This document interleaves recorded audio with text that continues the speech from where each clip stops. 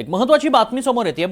राजकीय वर्तुळातनं उपमुख्यमंत्री सुनेत्रा पवार या उद्या बारामती दौऱ्यावर जात आहेत। बारामतीमधील सहयोग निवासस्थानी सकाळी 7 ते 9 या वेळेत जनता दरबार देखील भरणार आहे आणि नागरिकांचे प्रश्न अडचणी सुनेत्रा पवार या जाणून घेतील। त्यामुळे अगदी अजित पवारांच्या पावलावर पाऊल ठेवत सुनेत्रा पवार देखील आता जनता दरबारातनं नागरिकांचे प्रश्न अडचणी समस्या सोडवताना पाहायला मिळतील। अधिक माहिती जाणून घ्या, आमचे प्रतिनिधी देविदास राखुंडे सध्या संपर्कात आहेत। देविदास, उद्या जनता दरबार भरणार आहे, पुन्हा एकदा जनता दरबार भरणार असल्याचं पाहायला मिळते, काय नेमकं घडेल?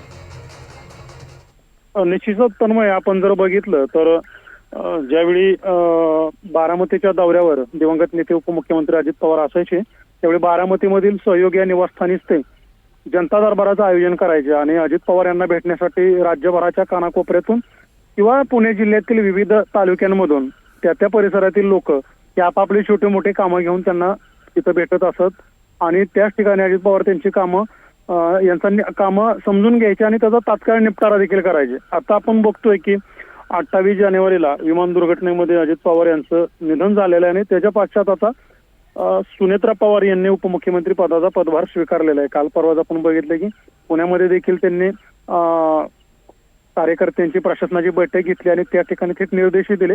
उद्या उपमुख्यमंत्री सुनेत्रा पवार बारामतीच्या दौऱ्यावर असतील। सकाळी 7 वाजल्यापासून 9 वाजेपर्यंत या 2-2.5 तासाच्या कालावधीमध्ये ते थेट नागरिकांशी भेटतील। जनता दरबाराचं आयोजन अजित पवार यांच्या निधनानंतर पुन्हा एकदा सहयोग सोसायटीमध्ये होत आहे आणि हा जो जनता दरबार अजित पवार यांनी सुरू केला होता त्याच्या पाठीमागचं कारण असं होतं की ज्यावेळी अजित पवार राज्याचा दौरा करायचे त्यावेळी बारामतीमधील किंवा आसपासच्या भागातील लोकांना वेळ मिळत नव्हता आणि तो वेळ द्यावा आणि त्यांची कामं समजून घेऊन ती कामं तात्काळ मार्गी लावावीत, त्याच ठिकाणी प्रशासकीय अधिकाऱ्यांनाही सूचना द्याव्यात, हा खरं तर त्याच्या पाठीमागचा हेतू असायचा आणि त्याच अँगलने तेच जनता दरबारही घ्यायचे। आता सुनेत्रा पवार देखील आपण बघतोय की त्याच पावलावरती पाऊल ठेवत आपली पुढची वाटचाल जे ती करताना आपल्याला पाहायला मिळतात। उद्याच्या जनता दरबारामध्ये सुनेत्रा पवार कशा पद्धतीने लोकांना समजून घेतील, त्यांचे प्रश्न समजून घेतील, अडचणी समस्या आणि नागरिकांचं काय म्हणणं आहे हे देखील त्या समजून घेताना पाहायला मिळतील। देविदास, धन्यवाद आपण दिलेल्या सगळ्या सविस्तर माहितीसाठी आणि वेळोवेळी तुमच्याकडनं या संदर्भातले अपडेट्स घेत राहू।